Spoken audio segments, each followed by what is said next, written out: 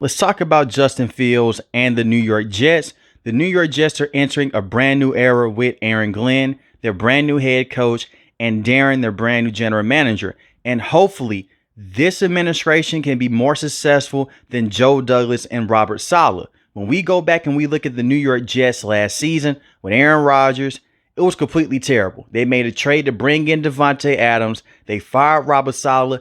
It was a definition of a franchise that had no idea what the hell they were doing. And I placed that on the general manager, and I placed majority of the blame on the owner. Woody Johnson has not been a good owner with the New York Jets. The New York Jets' last playoff win was in 2010.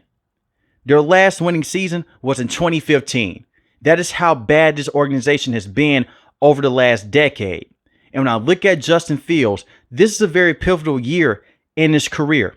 He's entering his 5th year with his 4th head coach. When he first came into the scene in the NFL, he got drafted by the Chicago Bears. At the point in time, Matt Nagy was the head coach, and he didn't play his entire rookie season. They let Andy Dalton go out there and play a couple of games, and then they went with Justin Fields. Justin Fields did show some solid moments, but at the same time, you saw a lot of room for improvement. They'll go out there and fire Matt Nagy. They'll bring in Matt Eberflus. In year 2, Justin Fields was able to go out there and show a lot of good things. The problem was this. He got sacked and beat up a lot in year 2 with the Chicago Bears. He was tied with being the most sacked quarterback in the NFL with Russell Wilson. He has 17 passing touchdowns to 11 interceptions. And that's the one thing I want to harp on here. He's only had 17 passing touchdowns. That's the most passing touchdowns he's had in the season in his career. He's not a natural thrower of the football. He still needs that development. And when I look at the New York Jets, this organization has proven in the past they can't develop quarterbacks to that next level. Zach Wilson, he was a bust. Geno Smith, they couldn't develop him. He didn't work out. Christian Hackenberg, he was completely terrible with the New York Jets. They don't have a great track record of developing young players. And when you look at Justin Fields, he's only 26 years old. And I feel for him. He never had consistent structure with the Bears. They can't develop a quarterback either. Then they traded him to the Steelers. And that last year with Chicago, he showed a lot of good things. Once again, he wasn't consistent. The Chicago Bears ended up with the 1st overall pick due to the trade they made with the Carolina Panthers. If it wasn't for that trade, Justin Fields may still be with the Chicago Bears right now. Justin Fields only had 1 season with a true number 1 wide receiver and DJ Moore. Before they made that trade, his best wide receiver was Darnell Mooney and Cole Kmet at the tight end position. When you look at these top quarterbacks in the NFL, teams go out there, they bring in a top wide receiver or 2, and they give them a consistent run game. Justin Fields was the Chicago Bears offense for majority of his tenure there. The Chicago Bears had a top rushing offense every single year with Justin Fields, mainly because of him and his legs. As soon as they traded him away, they were in the bottom of the league in terms of rushing efficiency. That's why the New York Jets wanted to bring him over to this roster. He opens up the run game, not only for itself, but for the entire team and everyone in the backfield. The Chicago Bears should trade him to the Steelers. He looked solid, 4-2. Justin Fields is not a terrible quarterback. This is not a situation to where you're just looking for a guy to come in for a year and then you move off of him. They signed him to a 2-year deal. Essentially, it's a 1-year contract. But the belief in the building with the Jets, they feel like Justin Fields could be their franchise quarterback if he can go out there and play at the proper level. I feel for him because of the coaching changes every single year. He had Luke Gessie as an offensive coordinator. He's the worst offensive coordinator in NFL history, in my opinion, and he had to play with Arthur Smith. But something has to give with Justin. We've seen quarterbacks in the past like Baker Mayfield, Sam Darnold, Geno Smith. They go into completely different environments and they look like superstars. And I'm not saying that Justin Fields will go out there, he'll have 30 passing touchdowns per se for this upcoming season. But he has a skill set to be a long-term starter with the Jets. Let him use his legs. Let him run around and make plays. Coach Tomlin didn't let him do that. He was more so of a game manager. And when the team would go down in certain matchups, especially against the Indianapolis Colts, you saw how good Justin Fields could be playing from behind. And they should have won that football game if it didn't come down from the turnovers from George Pickens and the bad offensive line assignments throughout that matchup. He had 1,143 rushing yards, 8 rushing touchdowns in his second year in the NFL. So let Justin Fields go out there, let him shoulder the load. And I think that's what Aaron Glenn is going to do. And we're going to get into what they did in the NFL draft and other moves they made in free agency as well. But Aaron Glenn has said this about Justin Fields in the past. He feels like his playing style will fit naturally in this offense with Coach Tanner. Tanner is a brand new offensive coordinator. He's coming over from the Detroit Lions. He's their former pass game coordinator. He never called offensive plays at this level, but he did call offensive plays in the UFL for the DC Defenders. Calling plays in other football leagues are completely different from the NFL. Hopefully it does work out. I will say this though. He was helping set up meetings with Ben Johnson, the former offensive coordinator, now head coach with the Chicago Bears, former offensive coordinator with the Lions. He was helping hold those meetings. And Ben Johnson had a lot of great things to say about him. When I look at the offense that the New York Jets have, it's a tricky situation. Your run game has not been the same since Breece Hall tore his ACL. And honestly, he hasn't been the same player. He doesn't have the same juice in the open field. Breece Hall, 876 rushing yards last season, 5 rushing touchdowns, 4 yards a carry. He's a good running back. But you want the run game to be better. He should easily have over 1,200 rushing yards every single year with the skill set he has. And you have Braylon Allen as a backup running back. He's more so of the power back that can run in between the tackles, especially in goal line settings. And when I look at Coach Tanner, all he has to do is to be better than Todd Downing and Nathaniel Hackett. Those were the offensive play callers last season for the New York Jets. The offensive line, they've pumped a lot of resources in this group. Elijah Vera Tucker was a first-round pick a couple of years ago. He's a solid guard/tackle. The only thing that concerns me is his injury history. His first 2 years in the NFL was cut short due to injuries. But since then, he has been a solid player to have on the field. You have Olu Fashanu, who you drafted in last year's draft class in the first round. There's a lot of upside there. They had him playing offensive guard last year, which was terrible. He's an offensive tackle. He's never played the guard position, even dating back to high school. He's a tackle. He has potential to be one of the best left tackles in the NFL. And with the 7th pick in the 2025 NFL draft class, you went with Armin Membu, a very good tackle from Missouri. On 391 pass blocking plays, he only allowed 1 sack. He's a phenomenal pass protector. And this gives Justin Fields something he's never had in his career, a consistent offensive line potentially, especially at the tackle position. Now, you can make the case with Justin Fields. He'll go outside the pocket. He'll drift himself into pressure. But he can also sit inside the pocket and make key throws, and he can dissect certain defenses. We got a glimpse with that with the Steelers. He'll get the football to George Pickens. He'll get the football to Calvin Austin III. He'll take what the defense gives him. It just needs to be more consistent. But this offensive line group that they have, I expect for big-time production to come out of the backfield, especially if you're going to run read option with Justin Fields, Breece Hall, the RPO system. I expect a lot of run plays with the New York Jets, a lot of counterattacks, and a lot of RPOs. And letting Justin Fields get outside the pocket on play action bootlegs. That's when Justin Fields is at his best. So the offensive line, there's a solid foundation there. I look at the wide receivers. Garrett Wilson is a true number 1. He's played with quarterbacks like Chris Streveler, the same with Zach Wilson and Aaron Rodgers, and he's always produced every single year. Now, last season, he took a back seat in this organization, and it wasn't his fault. Aaron Rodgers did not have the chemistry down with Garrett Wilson. Part of that is because Aaron Rodgers missed majority of the first year, tore his Achilles, only a couple of snaps played against the Buffalo Bills. In year 2, he missed certain time in training camp, attend to issues off the field. You don't have to worry about that with Justin Fields. He's a professional. He has a close relationship with Garrett Wilson. He played with Garrett Wilson at The Ohio State University. They're essentially best friends. And that's what you are really looking for now, for that chemistry to take Garrett Wilson to that next level.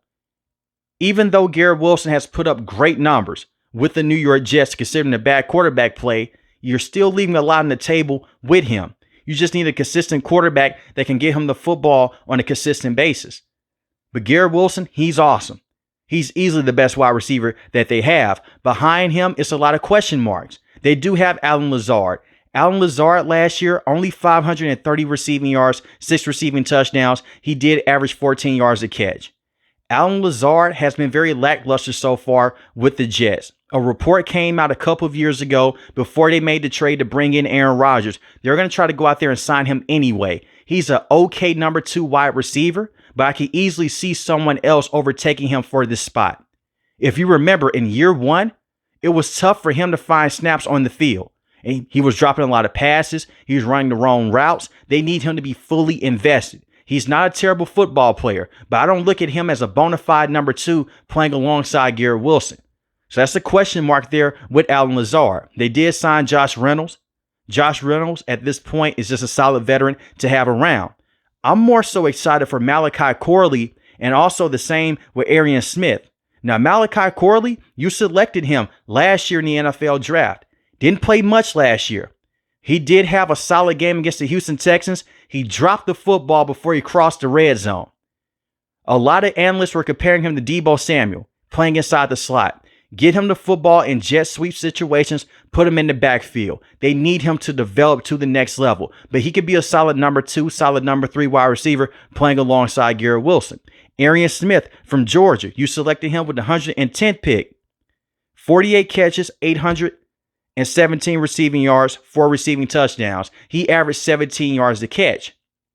And Arian Smith was easily the best wide receiver on Georgia last season. Georgia dealt with a lot of drop passes, but he was the only consistent wide receiver, especially down the stretch. And he can make plays on special teams as a kick and a punt returner if you give him the opportunity. So it's a solid foundation there. This is not an offense that's going to go out there and set the world on fire. But if they can just go out there and make plays in the run game, take the top off the defense, that's all you have to do. This may be a conservative offense depending on the defense that they're going against, because you do have the Buffalo Bills in this division. The same with the Miami Dolphins. Right now, you can make the case that both of those teams are better than the New York Jets, and you have the New England Patriots on top. So it's going to be an uphill battle for the Jets. And I will say this once again, this is a team, they're rebuilding. And I know it seems like the Jets have been rebuilding for decades now, but that's just how it is. If they can go out there and win 7 to 9 games, that's a great season for Aaron Glenn and the New York Jets, especially in year 1. Let's give Aaron Glenn some grace here. Let's just not go out there and fire him in year 1 or year 2 with this organization. That's what got you in the spot you were in last season when you fired Robert Saleh at the beginning portion. After that Minnesota Vikings game, you have to be patient here. One of my favorite draft picks with the New York Jets was the 42nd pick. They went with Mason Taylor from LSU. They needed a tight end in the worst way possible. And a lot of mock drafts, they had them going with Tyler Warren. With the 7th pick, I love the fact that they did not go with a tight end in the first round. Mason Taylor is a very good receiving tight end. He's a very good blocker as well. He's the son of Jason Taylor, the Hall of Famer. 546 receiving yards on the season. 2 receiving touchdowns from LSU. 6'5", 250 pounds. There's a lot of upside there with him, and he could be a very good receiving tight end for the Jets for the foreseeable future. So there's a lot of young pieces right now, including Justin Fields. Like I mentioned before, he's 26 years old. But if they can just grow these guys together, and the long-term vision is to develop Justin Fields and let him grow with this roster, you could be working with something special here. The offense leaves a lot to be desired in the wide receiving room. But Garrett Wilson, he's phenomenal. Outside of him, I need to see more production from Allen Lazard, and the same with Malachi Corley and Arian Smith in his rookie season. But I love the New York Jets and what they did, especially with Aaron Glenn. He came out, he told Aaron Rodgers, we don't want you around. We're going to kick you out. I want to rebuild this organization my way. I want everyone to play like a Jet. You have to be here. You have to be committed. Aaron Rodgers was not committed. The only thing that concerns me long-term is Woody Johnson, is how patient is he going to be with Aaron Glenn. Aaron Glenn was a phenomenal defensive coordinator. He's a great defensive mind coming over from the Detroit Lions. And when I look at the defensive pieces that he has to play with the Jets, you have Sauce Gardner. Last year was a down year for him. But I want you guys to realize something here. The reason why last year was a down year, as soon as they fired Robert Saleh, the entire defense went to hell. When Robert Saleh was the head coach, and he was far from being perfect, their defense was always at the top of the NFL. And Sauce Gardner was one of the best cornerbacks you can have. I still feel like he's a top 3 cornerback in the NFL. Had a down year last year, but in press man coverage, he's phenomenal. And Aaron Glenn ran a lot of man coverage with the Detroit Lions when they were fully healthy. Also, don't forget this. The Detroit Lions are dealing with so many injuries to their pass rushers, but yet their goal line defense was one of the best in the NFL in terms of just red zone efficiency and making teams take 3 instead of going out there and walking away with 7 points. That's how good of a defensive mind Aaron Glenn is. And he's a former defensive back. So expect for them to have a top secondary in year 1 with Aaron Glenn. Brandon Stevens, very good cornerback coming over from the Baltimore Ravens. And you still have Michael Carter II. He's a very good player. So your secondary is locked down. You have Tony Adams at the strong safety position. You have Malachi Moore, who you drafted out of Alabama. I think that he's going to be a very good player long-term at the safety position. Just give him time to develop. The secondary, I have a lot of faith in. The front 7, on the other hand, I have some concerns here. Quinn Williams is phenomenal. He's one of the best defensive tackles that you can have. I'm worried about the edge rushing position. Jermaine Johnson is coming off a torn Achilles injury. Very good player. Will he have the same explosiveness as he had before he tore that Achilles? Will McDonald was very good last year. 10.5 sacks, 2 forced fumbles. But they're very thin at the edge rushing position. Michael Clemens only had 4.5 sacks, 1 forced fumble. In order to win in this division, you have to get at the quarterback consistently. Look at Josh Allen. He's a league MVP. Drake May, there's a lot of upside there. And majority of his plays last season, his rookie year, came outside the pocket when pass rushers could not bring him down. But having Jermaine Johnson and Will McDonald, that's fine. They need more edge rushing depth long term to help out Aaron Glenn. And I'm going to say this again. He's a first-year head coach. You're still working with pieces from the previous regime. This is one of those situations to where you look at Aaron Glenn and say, hey, the first season may not be great, but as long as you can build a foundation in year 1 and year 2, you should be safe beyond those years. But Quinn Williams, very good defensive tackle. Derek Nottie, very good at stopping the run at the defensive tackle position, playing alongside Quinn Williams. And Quinn Williams, he's going to eat up so many double teams. You're going to get a lot of one-on-one situations with Jermaine Johnson, Will McDonald, and the same with Michael Clemens. Jamin Sherwood, very good linebacker. He's a tackle machine. Had 98 solo tackles last season, 2 sacks. And you have Quincy Williams. In my opinion, he's the best linebacker on the team in terms of being a complete linebacker and coverage, flipping his hips and going out there and stopping running backs from extending the drives. The defense should be better than what they were last year, and their offense should also take a major step forward. When you look at all the things that went wrong last year with this offense by having Aaron Rodgers, and it wasn't all in Aaron, but bringing in Devontae Adams, pushing Garrett Wilson to the wayside, Allen Lazard's your number 3 wide receiver. You push so much on the field at that point in time. You had an interim head coach and Coach Brick. You fire your general manager, fire Coach Saleh. You relieved Nathaniel Hackett of his duties, but he could still stick around with the team. And you had Todd Downing calling plays. That was just terrible. You're just throwing names on the roster and hoping that they stick. This isn't Madden. This is real life. They need to build down that chemistry. So OTAs, those practice reps, they're going to be important, and everyone has to show up. But year 1 of the New York Jets is building that culture, and I'm rooting for Justin Fields a lot. And I love the fact that he's betting on himself. But this is a dangerous situation for him. If it doesn't pan out, this may be his last chance of being a starting quarterback in football, especially in the NFL. It's a 2-year contract. Essentially, it's a 1-year deal. If it doesn't work out, they'll move off of him. They'll draft a quarterback. And whenever I get into a discourse with quarterbacks like this that have bounced around the league and they're still young, all he has to do is keep it simple. Make sure the New York Jets are not in a position in 2026 to select a quarterback. Make sure the Jets don't have a top 5 or a top 10 pick. And go out there and prove that you could be a star quarterback of the future. You play so good. that they have no choice but to bring you back. The ball is in Justin Fields' court. He does have to go out there and have 30 passing touchdowns. He can have 20 to 25 passing touchdowns, limit those interceptions, and take off with the football and run underneath. He should be in good hands with Aaron Glenn. But let me know in the comment section below, how do you feel about the current state of the New York Jets? If you're new to the channel, hit the subscribe button. If you like the video, hit the like button. Most importantly, want each and every last one of you guys stay safe, stay positive. Thanks for the video, guys. God bless. Peace.